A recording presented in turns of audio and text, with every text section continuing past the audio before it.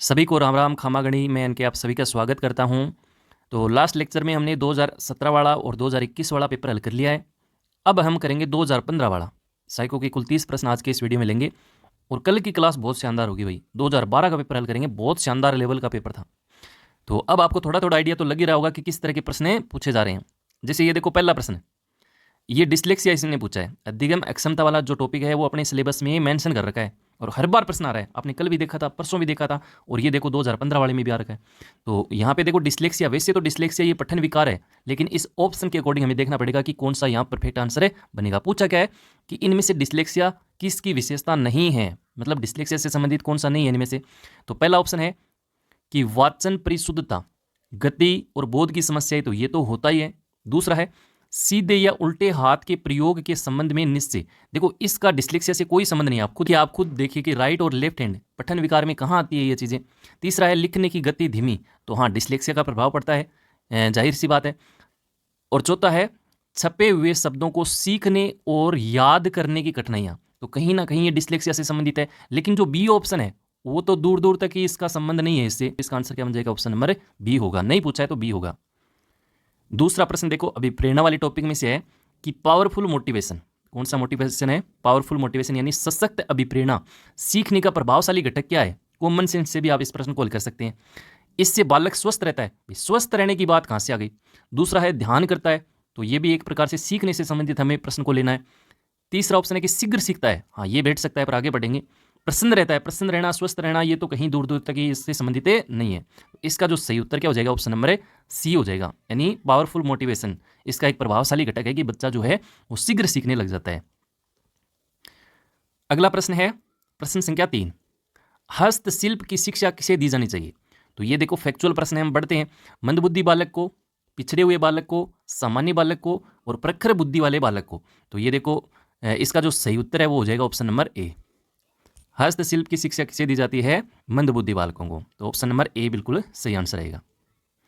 Next है देखो question संख्या 4।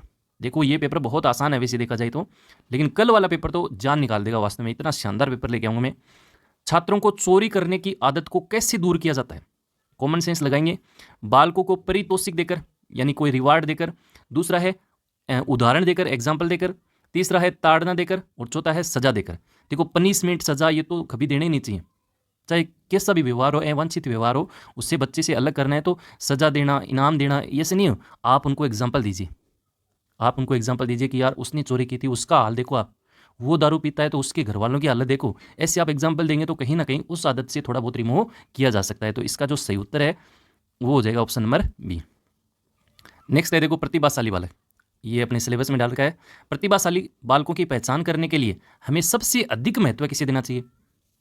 पहला ऑप्शन है देखो अभिभावकों के मत को देना चाहिए। अच्छा जरूरी है क्या? घर का कहना वही मतलब होशियार है, घर का कहते माल टापर तो बहुत होशियार है, गलत बात।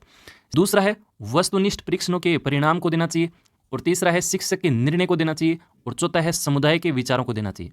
प्रतिभाशाली बालक की पहचान करनी है तो सिंपल सी बात है, ना तो घर का कहे वो मानो अपन, ना मास्टर का वो मानो है, ना कोई समाज का वो मानो है। हमें कैसा पता लगेगा? सबसे अधिक महत्व दिया जाता है वस्तुनिष्ठ परीक्षण।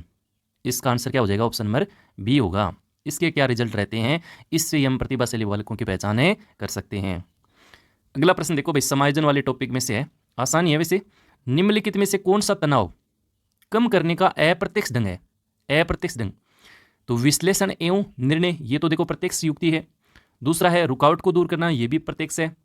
तीसरा है दूसरे लक्ष्यों का प्रतिस्थापन, तो ये भी प्रत्यक्ष युक्ति है। यहाँ अप्रत्यक्ष पूछा है तो इसका उत्तर हो जाएगा सब्लिमेशन यानी उदात्तीकरण। अच्छा उदात्तीकरण में क्या होता है? उदारवादी होना, एक प्रकार से अपनी जो ऊर्जा है वो अन्य कार्यों में लगा देना। तो इसका राइट आंसर हो जाएगा ऑप्शन नंबर डी।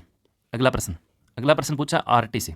आरटी को अच्छे से पढ़ना है भाई। बालकों को मुफ्त एवं अनिवार्य शिक्षा का अधिकार 2009 देश में कब लागू हुआ था? तो हम सब लोग जानते हैं 1 अप्रैल 2010 को। ऑप्शन नंबर हो जाएगा इसका बी। अच्छा राजस्थान में पूछे तो कब लागू होगा? ठीक इसके 1 साल बाद यानी 1 अप्रैल 2011 को। ये आरटी तो मैंने आपको करवा दिया है और मेन परीक्षा की दृष्टि से इसको हम बहुत अच्छे ढंग से भी पढ़ेंगे कभी ना कभी। अगला प्रश्न संख्या 8, एनसीएफ 2005 में कला शिक्षा, एनसीएफ 2005 में किसकी बात कर रहा है? कला शिक्षा को विद्यालय में जोड़ने का क्या उद्देश्य है? अब देखो ठीक आपने अगर एनसीएफ को पढ़ा है तो एक भी प्रश्न गलत नहीं हो सकता। और 2021 में यही प्रश्न पूछा था, 2015 वाला ही उठा के रख दिया। तो इसमें देखो सांस्कृतिक विरासत की प्रशंसा करना, ठीक बात है, पर आगे बढ़ेंगे। छात्रों के व्यक्तित्व और मानसिक स्वास्थ्य को विकसित करना, ये भी बहुत अच्छा आंसर है। तो यहाँ पे ये दोनों ही सही है, तो ऑप्शन क्या हो जाएगा आपका? डी ऑप्शन हो जाएगा। ऑप्शन ए और ऑप्शन बी बिल्कुल सही है। नेक्स्ट क्वेश्चन संख्या 9, और ये पूछा है मूल्यांकन की जो विशेषताएं होती हैं उनमें से। प्रश्न क्या कह रहा है?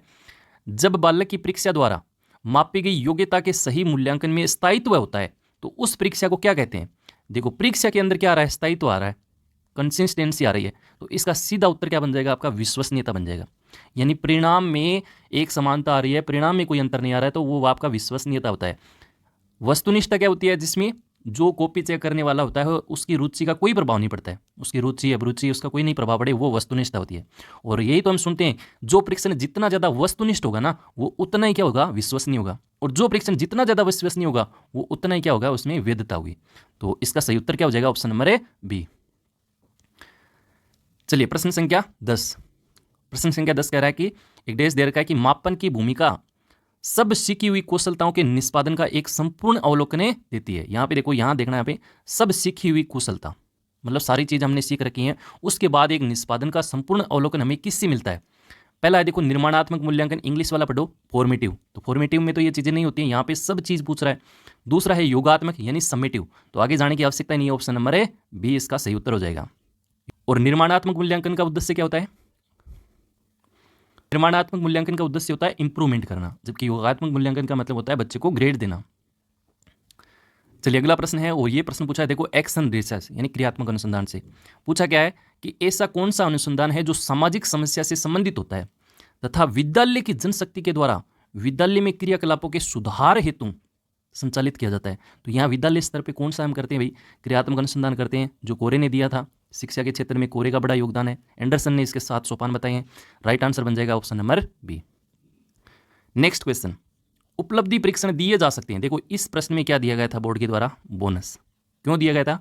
कि उपलब्धि परीक्षण कई प्रकार से हम देख सकते हैं, किसी पर्टिकुलर का तो यहाँ पूछा नहीं है, अलग अलग व्यक्तियों ने दे रखे हैं, है ना। उद्देश्य के आधार पर 2 प्रकार के होते हैं, डगलस व होलैंड ने भी इसके प्रकार बताए हैं, तो इसीलिए इस प्रश्न में बोनस से दिया गया था। इसको हम छोड़ेंगे, अगला लेंगे भाई। देखो गामक विकास, इसका भी प्रश्न हर एग्जाम में आ रहा है भाई। गामक विकास से हमारा तात्पर्य मांसपेशियों के विकास से है तथा पैरों के उचित उपयोग से है। तो इसका देखो क्या इसका सही उत्तर बनेगा? देखो मस्तिष्क और आत्मा, दूसरा है अधिगम और शिक्षा, तीसरा है प्रशिक्षण तथा अधिगम, और चौथा है शक्ति और गति। तो यहाँ पे देखो ये शक्ति और गति की बात हो रही है, तो ऑप्शन के नंबर क्या हो जाएगा? इसका डी हो जाएगा राइट आंसर। अगला है देखो 20वीं शताब्दी को बालक की शताब्दी किसने कहा है? ये परिभाषा किसने दी है? तो ये करो एंड करो की है, तो इसमें ज़्यादा विशेष पढ़ने की तो आवश्यकता है नहीं, सीधा परिभाषा का प्रश्न है, तो ये तो आप जानते होंगे, कई बार ये कॉमन ही परिभाषा है, कोई विशेष हार्ड परिभाषा नहीं पूछी। अच्छा अगला प्रश्न, ये अच्छा प्रश्न है, इंपॉर्टेंट प्रश्न है साहब। ऐसे कौन सी अवस्था को मिथ्या परिपक्वता का समय कहा जाता है? पहला है शेषावस्था, दूसरा है बाल्यावस्था, तीसरा है किशोरावस्था, और चौथा है प्रौढ़ावस्था। राइट आंसर बनेगा बाल्यावस्था, ऑप्शन बी बिल्कुल सही आंसर है रहेगा। नेक्स्ट क्वेश्चन, और ये प्रश्न पूछा है वंशक्रम एवं वातावरण की भूमिका वाला टॉपिक हमारे सिलेबस में डाल रखा है, अच्छे से उसको पढ़ना, एक प्रश्न उसमें से पूछा ही जाता है। तो इनमें क्या पूछा है? मनुष्य जीवन का आरंभ मूलतः घटित होता है, किससे घटित होता है? 2 सेल से यानी 2 कोष से, 1 कोष से, कई कोषों से, तो कोई कोष नहीं, तो इसका राइट आंसर बन जाएगा ऑप्शन नंबर बी, केवल 1 कोष से, सिंगल सेल से मनुष्य का जीवन का आरंभ जो है मूलतः घटित होता है। ऑप्शन बी बिल्कुल सही आंसर रहेगा। नेक्स्ट है देखो क्वेश्चन संख्या 17, और 17 में क्या पूछा है कि शेष अवस्था की विशेषता नहीं है, जो नहीं है वो हमें बताना है। तो शारीरिक विकास की तीव्रता, ये तो शेष अवस्था की मुख्य विशेषता हम कह सकते हैं। दूसरों पे निर्भर रहता है, ये भी बिल्कुल सही है। नैतिकता का होना, देखो नैतिकता का होना, मोरलिटी इसमें नहीं आती है, ये आप याद रखिएगा। मानसिक विकास की तीव्रता, ये बिल्कुल जचेगा। तो इस प्रश्न का जो सही उत्तर है वो क्या हो जाएगा? नैतिकता का होना, ये शेष अवस्था की विशेषता नहीं होती। नेक्स्ट है क्वेश्चन संख्या 18, चिंतन वाले टॉपिक में से पूछा है, और चिंतन में एक परिभाषा आती है रोस की, बड़ी इंपॉर्टेंट है कि चिंतन क्या है? मानसिक क्रिया का कौन सा पहलू है? ज्ञानात्मक पहलू है। इस प्रश्न को ध्यान से पढ़ लेना, इस परिभाषा को।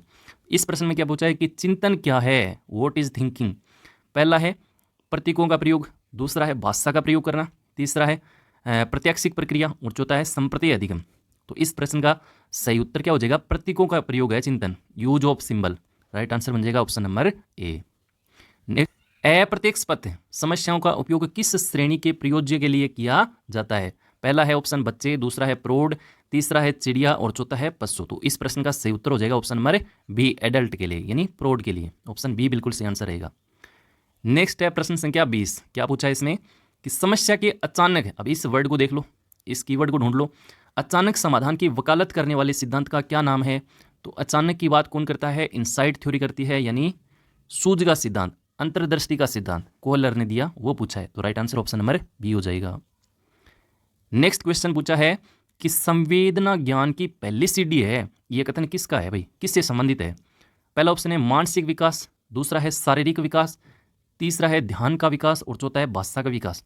तो देखो संवेदना, आंख, नाक, कान, जीभ, त्वचा, ये हमारी ज्ञान की पहली सीढ़ी होती है। तो इसका सीधा संबंध किससे है? अपने मानसिक विकास से है, मेंटल डेवलपमेंट से है। ऑप्शन ए बिल्कुल सही आंसर रहेगा। ये अच्छा प्रश्न है, ये फिर से रिपीट हो सकता है भाई, कभी भी हो सकता है, इंपॉर्टेंट क्वेश्चन है। कई प्रश्न जो होते हैं वो फिर से रिपीट हो जाया करते हैं, अच्छे प्रश्न होते हैं वो।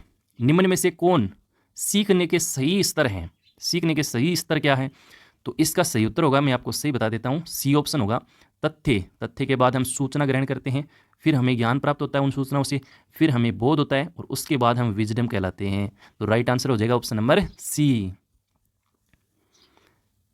अगला प्रश्न, प्रश्न संख्या 23, और ये तो बहुत ही आसान प्रश्न है कि परिपक्वता इत्यादि से व्यवहार में उत्पन्न परिवर्तन को अधिगम कहते हैं क्या? कभी नहीं कहेंगे। परिपक्वता हो, चाहे बीमारी हो, चाहे शराब का पीते हो हम, उसके द्वारा जो परिवर्तन होता है वो अस्थायी परिवर्तन होता है, कुछ समय के लिए रहता है। जबकि हम अधिगम की बात करते हैं तो ये स्थायी परिवर्तन होता है, वांछित परिवर्तन होता है, अपेक्षाकृत वांछित परिवर्तन को ही हम अधिगम कहते हैं। तो राइट आंसर ऑप्शन नंबर ए हो जाएगा। प्रश्न संख्या 24, केटल। देखो केटल इंपॉर्टेंट है और केटल का प्रश्न 2021 वाले में पूछा था, आपको याद हो तो। केटल द्वारा विश्लेषित किए गए व्यक्तित्वशील गुणों की संख्या कितनी है? 13, 15, 16 और 14। राइट आंसर हो जाएगा ऑप्शन नंबर सी, 16। क्वेश्चन संख्या 25, और 25 वाला प्रश्न इंपॉर्टेंट है, 2021 में भी ये टीएटी परीक्षण बहुत पूछता है। तो मुर्रे ने एक परीक्षण की रचना करके इतिहास रच दिया था, वह कौन सा था भाई? तो ये था आपका ऑप्शन नंबर हो जाएगा इसका सी, थीमेटिक अप्रिसिएशन टेस्ट, यानी विषय आत्मबोध परीक्षण। ऑप्शन सी इसका सही आंसर रहेगा। नेक्स्ट है प्रश्न संख्या 26। क्या पूछा है? व्यवहारिक बुद्धि किसे कहा जाता है? तो व्यवहारिक बुद्धि जो होता है उसको हम कहते हैं मूर्त बुद्धि। ऑप्शन ए बिल्कुल सही आंसर रहेगा। नेक्स्ट है, देखो गिलफोर्ड का प्रश्न पूछा है बुद्धि वाले चैप्टर में कि बुद्धि के त्रिआयामी सिद्धांत के अनुसार बुद्धि में कारकों की संख्या कितनी है? तो ऑप्शन के अकॉर्डिंग हमें देखना है, तो ऑप्शन के अकॉर्डिंग हो जाएगा इसका डी ऑप्शन। हालांकि वर्तमान में कितने अभी कोष्ठ हो चुके हैं? 180, ये थोड़ा सा ध्यान में रखिएगा। नेक्स्ट क्वेश्चन है प्रश्न संख्या 28। क्या पूछा है? परिवेश की वस्तु जिसे प्राणी प्राप्त करने का प्रयास करता है कही जाती है प्रबलन, प्रेरक, उद्दीपक या प्रलोभन। तो राइट आंसर हो जाएगा ऑप्शन नंबर बी, प्रेरक। 29वां प्रश्न, व्यक्तिगत विभिन्नता। एक प्रश्न इसमें से आता ही आता है, बहुत आसान प्रश्न आता है, थोड़ा सा एक बार रिवीजन कर लेंगे तो आराम से क्वेश्चन हो जाएगा। व्यक्तिगत विभिन्नता में हम पाते हैं विचलनशीलता, प्रतिमानता, ए और बी दोनों, और उपयुक्त में से कोई नहीं। तो इस प्रश्न का जो सही उत्तर हो जाएगा ऑप्शन नंबर सी। आया हुआ प्रश्न है, एक बार पहले भी इससे ये प्रश्न आ चुका है सेम लैंग्वेज में, तो इस प्रश्न का सही आंसर हो जाएगा ऑप्शन नंबर सी। और लास्ट प्रश्न है आज का कि मेरिडिथ के अध्ययन के आधार पर कहा जा सकता है कि सामान्य रूप से उन परिवारों के बालक जो कैसे होते हैं, सामाजिक स्तर से ऊंचे होते हैं, उनको क्या कहते हैं हम? अधिक स्वस्थ व विकसित। ऑप्शन बी इसका सही आंसर रहेगा। तो ये हमने 2015 का लेवल 2 का साइको का पेपर हल किया है। कई बार क्या होता है कि पुराने प्रश्न सीधे डाल देते हैं, तो इन प्रश्नों में से कोई प्रश्न फिर से आ जाए तो गलत आपका नहीं होना चाहिए, बस ये इंपॉर्टेंट चीज़ है। आज के इस वीडियो में इतना ही, फिर मिलेंगे अगले वीडियो में। तब तक के लिए हंसते रहिए, मुस्कुराते रहिए, अपनी पढ़ाई में व्यस्त रहिए। Bye bye.